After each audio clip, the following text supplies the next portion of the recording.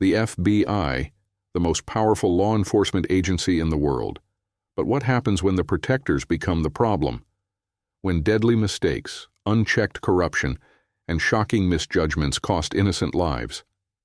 From a 51-day siege that ended in flames, to a wrongly accused man whose life was destroyed, to a mass shooting that could have been prevented. These are the 7 times the FBI failed, catastrophically. And the worst part? Some of these disasters didn't just happen. They were made possible by the very agency sworn to stop them.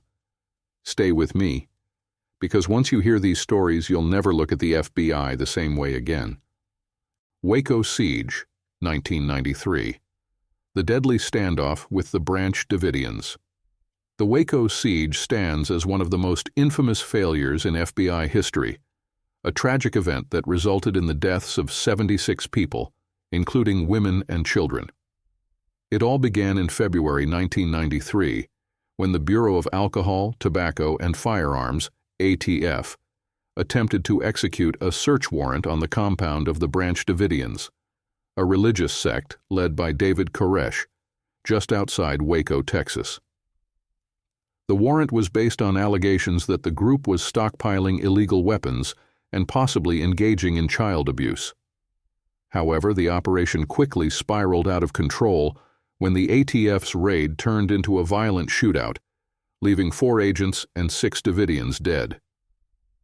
Following this deadly clash, the FBI took over the situation, leading to a tense, drawn-out 51-day siege. The agency employed psychological warfare tactics, including playing loud music, shining bright lights into the compound at night, and cutting off power and water supplies. The intent was to force Koresh and his followers into surrender, but instead, it only strengthened their resolve. Negotiators made some progress early on, securing the release of several children, but as the days dragged on, tensions escalated. The FBI grew increasingly frustrated with Koresh's refusal to surrender. Internal divisions within the agency became apparent, with some agents advocating for patience while others pushed for more aggressive tactics. Finally, on April 19, 1993, the FBI made the fateful decision to end the standoff by launching a full-scale assault using tear gas. Armored vehicles battered the compound's walls, pumping in gas in an attempt to force the Davidians out. Instead of surrendering, many inside remained defiant. Then, fires broke out within the compound, quickly consuming the wooden structures. To this day, the exact cause of the fires remains controversial. Some believe they were intentionally set by Koresh's followers, while others argue that they may have been sparked accidentally by the FBI's aggressive tactics. Regardless, the inferno raged, and emergency crews were unable to save those trapped inside. By the time the flames died down, 76 people, including at least 20 children, were dead. Koresh himself perished in the fire, along with many of his closest followers. The aftermath of the Waco siege sparked intense criticism of the FBI's handling of the situation. Many questioned whether such extreme force was necessary, particularly given the presence of children inside the compound. The FBI defended its actions, arguing that Koresh was a dangerous cult leader who had no intention of surrendering peacefully. However, independent investigations and media reports painted a more complex picture, highlighting the miscalculations, poor communication, and aggressive tactics that contributed to the tragic outcome. Public outrage over the siege fueled anti-government sentiment, particularly among far-right and militia groups. Timothy McVeigh, the man responsible for the 1995 Oklahoma City bombing, cited Waco as one of his primary motivations for carrying out the attack, which killed 168 people. The ripple effects of the FBI's mistakes at Waco extended far beyond the immediate tragedy, shaping the way federal law enforcement agencies approached standoffs and negotiations in the years that followed. The Waco siege remains a dark chapter in FBI history, a sobering example of how misjudgments, impatience, and heavy-handed tactics can lead to catastrophic loss of life. Even decades later, the debate continues over who bears the greatest responsibility for the disaster. The one undeniable truth is that the failure to de-escalate the situation resulted in the deaths of dozens of innocent people, leaving behind a legacy of mistrust, anger, and questions that may never be fully answered. Ruby Ridge, 1992, a botched standoff that led to civilian deaths. Ruby Ridge was a defining moment in FBI history, a tragic incident that exposed serious flaws in federal law enforcement's approach to standoffs. It began in August 1992 when U.S. Marshals attempted to arrest Randy Weaver, a former Green Beret and survivalist, on charges related to selling an illegal sawed-off shotgun. Weaver, who had long harbored anti-government views, had retreated with his family to a remote cabin in the mountains of northern Idaho, where they lived in isolation. His refusal to appear in court over the firearms charge led federal agents to plan his arrest carefully, but their approach would turn deadly. Federal authorities believed that Weaver was dangerous, and their response was highly militarized. A team of U.S. Marshals was sent to conduct surveillance on the Weaver property, but the situation escalated on August 21, 1992, when an encounter between the Marshals and Weaver's 14-year-old son, Sammy, led to a deadly exchange of gunfire. A Marshal shot and killed the boy's dog, prompting Sammy to fire back. In the ensuing gunfight, Sammy was shot in the back and killed, while a U.S. Marshal also lost his life. The firefight marked the beginning of an 11-day siege that would turn into one of the biggest law enforcement failures in U.S. history. The next day, the FBI's hostage rescue team took control of the situation. However, under orders that later proved highly controversial, snipers were authorized to use deadly force on any armed adult at the property without requiring an immediate threat. This aggressive stance deviated from the FBI's usual engagement protocols and set the stage for further tragedy. On August 22nd, an FBI sniper shot Randy Weaver in the shoulder as he attempted to check on his son's body. Moments later, as Weaver's wife, Vicky, stood at the cabin door holding their baby, she was shot and killed instantly by the same sniper. The bullet also wounded Kevin Harris, a family friend staying with the Weavers. The killing of Vicky Weaver, an unarmed woman holding a child, sparked national outrage. The standoff continued for several more days, but tensions slowly de-escalated as negotiations took priority over force.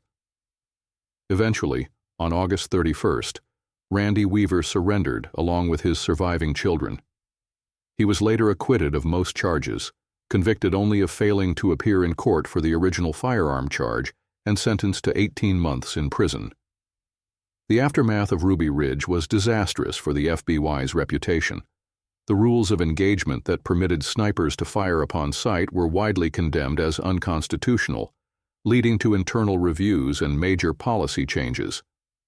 The Justice Department launched an investigation, concluding that the FBI had mishandled the situation, and several agents were disciplined for their roles in the incident. The government eventually paid a $3.1 million settlement to the Weaver family, acknowledging wrongdoing but without formally admitting liability. Ruby Ridge became a rallying cry for anti-government movements, fueling deep mistrust toward federal law enforcement agencies. The standoff was cited as a key influence on later events, including the Waco Siege in 1993 and even the Oklahoma City bombing in 1995. The incident remains a stark reminder of how excessive force, poor judgment, and lack of accountability in federal operations can lead to unnecessary loss of life and long-term public distrust in government agencies. The COINTELPRO controversy, targeting activists with deadly consequences. COINTELPRO, short for Counterintelligence Program, was a covert FBI initiative aimed at surveilling, infiltrating, discrediting, and disrupting political organizations that the government deemed subversive. While the program began in the 1950s with a focus on communist groups, it expanded in the 1960s to target civil rights leaders, black nationalist movements, anti-war activists, and other dissidents. Under the leadership of FBI Director J. Edgar Hoover, COINTELPRO became one of the most controversial law enforcement efforts in U.S. history, employing illegal tactics that led to wrongful imprisonments, destroyed lives, and in some cases, deadly outcomes. One of the most notorious incidents tied to COINTELPRO was the assassination of Fred Hampton, the charismatic deputy chairman of the Black Panther Party in Chicago. Hampton was a rising leader, known for his efforts to unite different activist groups and provide social programs like free breakfast for children. His influence and organizing power made him a prime target for the FBI, which viewed the Black Panther Party as a major threat to national security. Hoover specifically ordered efforts to neutralize the party's leadership, and Hampton was placed under heavy surveillance. On December 4, 1969, in a pre-dawn raid orchestrated by the FBI and the Chicago Police Department, law enforcement officers stormed Hampton's apartment while he was sleeping. They fired nearly 100 bullets into the residence, killing 21-year-old Hampton and fellow Panther Mark Clark. Hampton had been drugged earlier that evening by an informant working for the FBI, ensuring he would not wake up during the raid. While police claimed they were responding to gunfire from inside the apartment, later investigations found that nearly all of the bullets had been fired by law enforcement, while the Panthers inside had barely managed to return a single shot. The killing of Fred Hampton was widely condemned, with many viewing it as an outright political assassination. The FBI's role in the raid was exposed through leaked documents, revealing that COINTELPRO had actively sought to destroy the Black Panther Party and other leftist groups. The Hampton family and other survivors of the raid sued the government, leading to a $1.85 million settlement in 1982, though no FBI agents were ever held criminally accountable for the operation. Beyond Hampton's killing, COINTELPRO was responsible for a range of unlawful activities, including spreading false rumors, fabricating evidence, intimidating activists, and inciting internal conflicts within targeted organizations. The FBI used informants and undercover agents to sow distrust among civil rights groups, leading to the downfall of many movements. Martin Luther King Jr. was also a major target of COINTELPRO, with the FBI sending him anonymous letters urging him to commit suicide and attempting to undermine his credibility through wiretaps and smear campaigns. The full extent of COINTELPRO's abuses was only revealed in 1971, when a group of activists broke into an FBI office in Media, Pennsylvania, and stole classified files detailing the program. These documents were later published by journalists, exposing the agency's illegal activities and leading to widespread public outrage. In response, the FBI officially shut down COINTELPRO, and the U.S. Senate's Church Committee conducted an investigation, concluding that the program had grossly violated constitutional rights. However, while reforms were introduced to prevent similar abuses in the future, many activists and scholars argue that COINTELPRO's legacy still lingers in modern surveillance practices. The FBI's actions under COINTELPRO not only cost lives, but also severely damaged trust in federal law enforcement. The program's legacy remains a stark reminder of how unchecked government power can be abused to silence dissent, manipulate public perception, and, in some cases, lead to deadly consequences. Even decades later, the name COINTELPRO continues to symbolize the dark side of American law enforcement and the dangers of political repression disguised as national security. 9/11 intelligence failures, missed warnings that could have prevented disaster. The terrorist attacks of September 11, 2001, remain one of the deadliest events in U.S. history, killing nearly 3,000 people and forever altering global security policies. In the aftermath of the attacks, investigations revealed a series of critical intelligence failures by the FBI and other government agencies, exposing missed opportunities that could have potentially prevented the tragedy.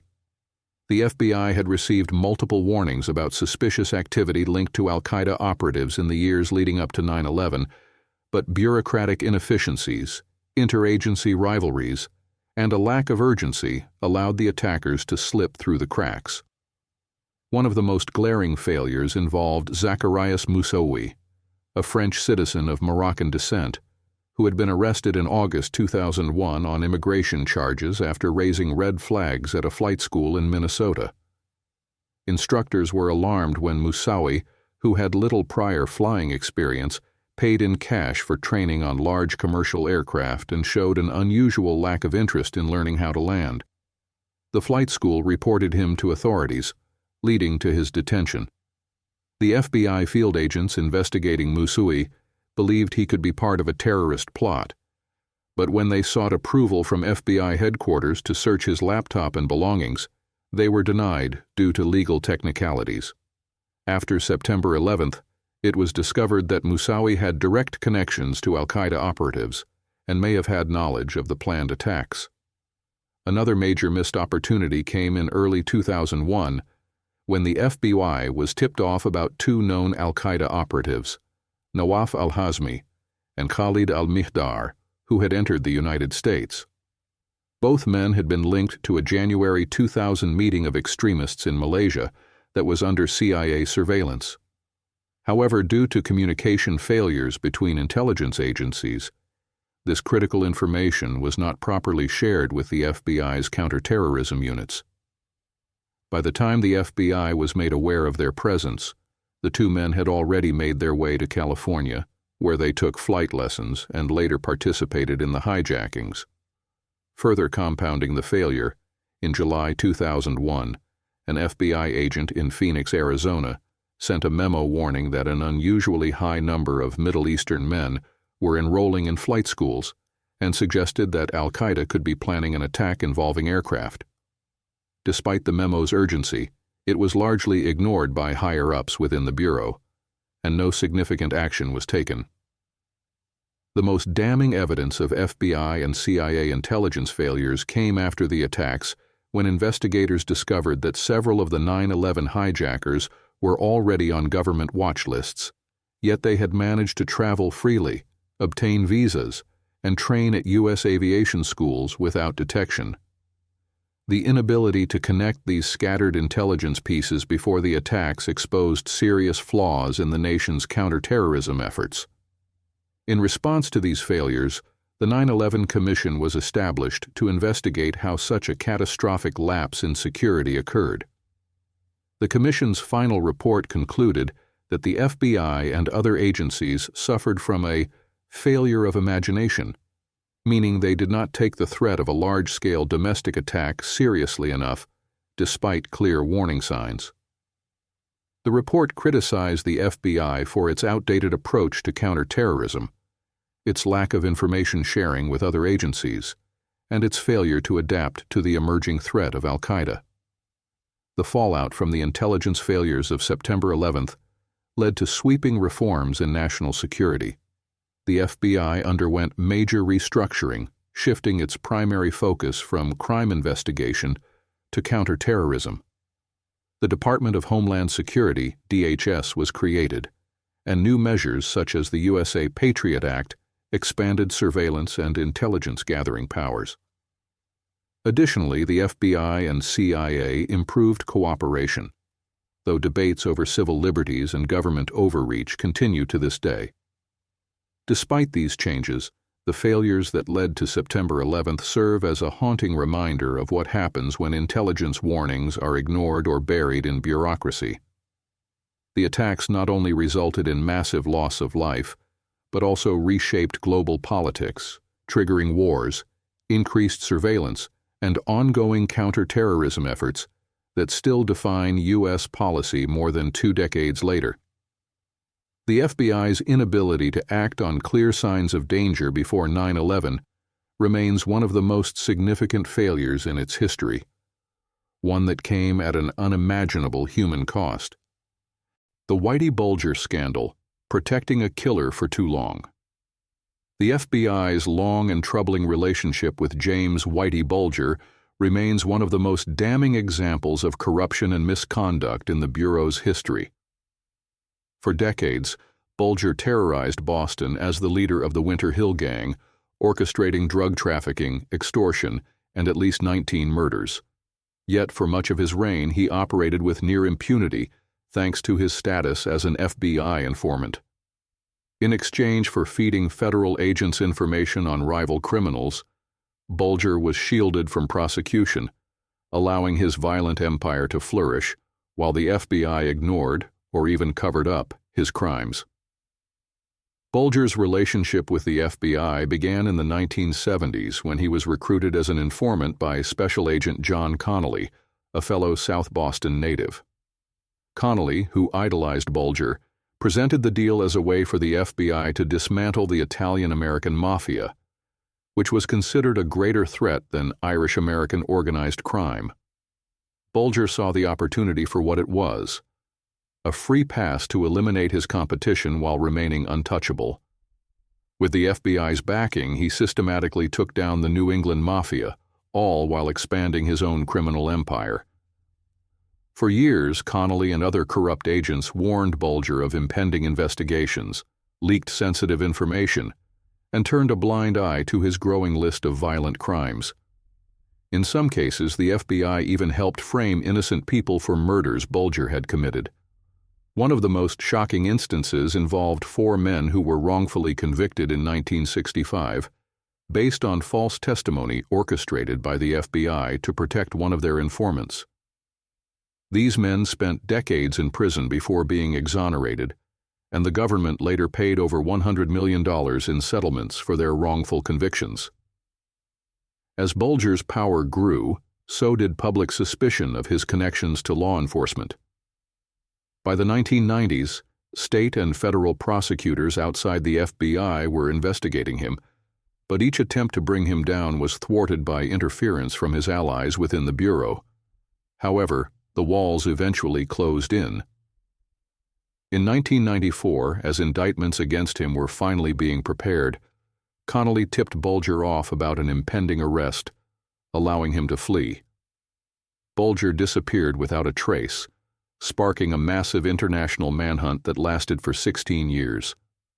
During his time on the run, Bulger became one of the FBI's most wanted fugitives, second only to Osama bin Laden. While he lived quietly under an alias in Santa Monica, California, his former FBI handlers faced justice.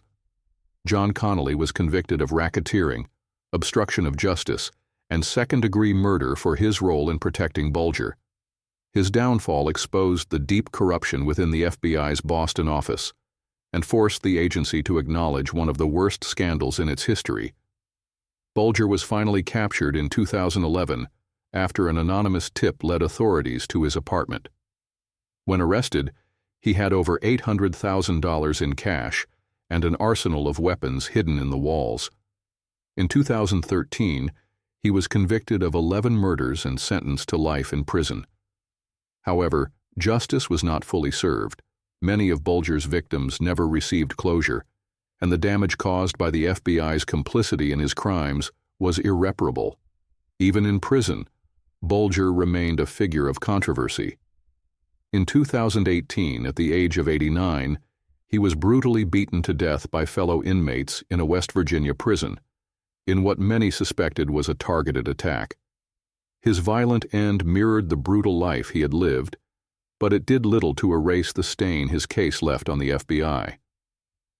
The Whitey Bulger scandal is a chilling example of what happens when law enforcement agencies place personal loyalty and institutional interests above justice.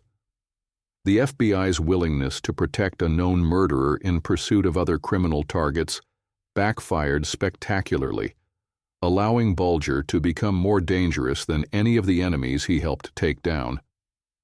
The case serves as a cautionary tale about the ethical failures that arise when law enforcement agencies prioritize informant relationships over the rule of law, a mistake that cost innocent people their lives and permanently damaged public trust in the FBI. The Richard Jewell Case, wrongfully accusing an innocent man. The 1996 Summer Olympics in Atlanta were meant to be a celebration of international unity and athletic excellence, but they were forever marred by a bombing that left 2 people dead and over 100 injured. Amidst the chaos and fear that followed the attack in Centennial Olympic Park, the FBI made one of its most infamous mistakes, wrongfully accusing an innocent man, Richard Jewell, of being the prime suspect. This error not only ruined Jewell's life, but also exposed serious flaws in how the FBI handled high-profile investigations under intense public scrutiny. Richard Jewell was a 33-year-old security guard working at the Olympic Park on the night of July 27, 1996. While patrolling the area, he spotted an unattended green backpack near a concert stage and quickly alerted police. His swift actions helped clear the area before the bomb inside the backpack exploded, preventing what could have been an even greater loss of life. Initially hailed as a hero by the media, Jewell's life took a dramatic turn when the FBI, under intense pressure to find the perpetrator, decided he was their prime suspect. The FBI's focus on Jewell was largely based on psychological profiling rather than hard evidence. Agents speculated that he fit the profile of a lone bomber, a security guard who sought attention by planting a bomb so he could later play the role of a hero. Despite having no concrete proof against him, the Bureau leaked Jewell's name to the press, and within hours, his life was turned upside down. The media, eager for a sensational story, portrayed him as guilty, with headlines labeling him the Olympic Park bomber before he was even formally charged. For weeks, Jewell was subjected to intense scrutiny. The FBI searched his home, confiscated his belongings, and interrogated him under false pretenses. Agents attempted to trick him into waiving his rights by inviting him to a training video where they secretly planned to record his responses. His every move was monitored, and the constant media attention made it impossible for him to live a normal life. News cameras camped outside his home, and his reputation was shattered. However, the case against Jewell quickly began to unravel. There was no physical evidence linking him to the bombing, and witnesses confirmed his timeline of discovering the suspicious backpack. Under legal pressure, the FBI was forced to admit that they had no case against him, and after 88 days of being vilified, Jewell was officially cleared of any wrongdoing. Despite being exonerated, the damage to Jewell's life was irreversible. He filed defamation lawsuits against several media outlets, including NBC and the Atlanta Journal-Constitution, winning settlements that acknowledged the reckless reporting that had destroyed his reputation. However, no amount of money could undo the emotional and psychological toll of being falsely accused of such a horrific crime. The real bomber, Eric Robert Rudolph, was eventually identified years later after carrying out additional bombings in the late 1990s. He was captured in 2003 and later admitted responsibility for the Olympic bombing. His confession confirmed what Jewell had always known. He had been an innocent man wrongly persecuted by both law enforcement and the media. The Richard Jewell case became a landmark example of how law enforcement agencies, driven by public pressure and flawed profiling, can rush to judgment with devastating consequences. It also highlighted the dangers of media sensationalism, where speculation was treated as fact, permanently damaging an innocent person's life. The FBI faced widespread criticism for its handling of the case, and while reforms were promised, the incident left lasting scars. Jewell never fully recovered from the ordeal, and although he later found work in law enforcement, the false accusation haunted him until his death in 2007, at the age of 44. His story serves as a stark reminder of the importance of due process, the dangers of profiling without evidence, and the devastating consequences of a rush to judgment. The Pulse Nightclub Shooter, ignoring warnings. Before a tragic attack on June 12, 2016, one of the deadliest mass shootings in U.S. history occurred at the Pulse nightclub in Orlando, Florida. A gunman, Omar Mateen, opened fire inside the LGBTQ+ nightclub, killing 49 people and injuring 53 others before being shot and killed by police after a 3-hour standoff. The attack shocked the nation, sparking debates on gun control, terrorism, and law enforcement failures. In the aftermath, it became clear that the FBI had multiple opportunities to prevent the massacre, but failed to act decisively, allowing a known threat to slip through the cracks. Omar Mateen had been on the FBI's radar years before the attack. In 2013, he came to the agency's attention after making statements to co-workers about having ties to terrorist organizations, including Al-Qaeda and Hezbollah. He also claimed he had family connections to the Boston Marathon bombers. His remarks were concerning enough that the FBI launched a preliminary investigation. Over the course of 10 months, agents interviewed Mateen, conducted surveillance, and even placed him on a watch list. However, they ultimately determined there was not enough evidence to classify him as a serious threat and closed the case. Just a year later, in 2014, Mateen was investigated again after his name surfaced in connection with a known American suicide bomber who had traveled to Syria to fight for Al-Qaeda. Once again, the FBI questioned him but found no direct links to terrorist activities, leading them to close the investigation. Despite being flagged twice, Mateen was able to legally purchase firearms, including the semi-automatic rifle and handgun he used in the Pulse nightclub attack. On the night of the massacre, Mateen entered the nightclub just after 2 a.m. and began shooting indiscriminately. He called 911 during the attack, pledging allegiance to ISIS and referencing the Boston Marathon bombers. Over the next 3 hours, he engaged in a standoff with law enforcement, during which he continued to fire at victims while claiming he had explosives. Eventually, SWAT teams stormed the building, killing Mateen and ending the bloodshed. In the wake of the attack, families of the victims and the public demanded answers. How had Mateen, someone who had been investigated by the FBI twice, managed to carry out such a horrific crime? The FBI defended its handling of the case, stating that while Mateen had exhibited warning signs, he had not committed any crimes during their investigations. Without sufficient evidence of terrorist connections, they argued, they could not justify continued surveillance or an arrest. However, critics pointed out that Mateen had a history of violent threats and erratic behavior. Former co-workers described him as aggressive and unstable, and his ex-wife alleged that he had physically abused her. These warning signs, combined with his earlier statements about terrorism, raised questions about whether the FBI should have monitored him more closely. The Pulse nightclub shooting highlighted serious gaps in how the FBI assesses and tracks potential threats. While law enforcement agencies face legal and ethical limitations in preemptively detaining individuals, the case demonstrated how difficult it can be to predict when a suspect might escalate from making threats to carrying out an attack. In response to criticism, the FBI revised its policies on tracking individuals who have been investigated for terrorism, but later deemed non-threatening. Despite these changes, the tragic reality remains.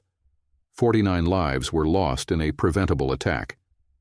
The failure to recognize Mateen as an ongoing threat, despite multiple investigations, remains one of the FBI's most painful oversights.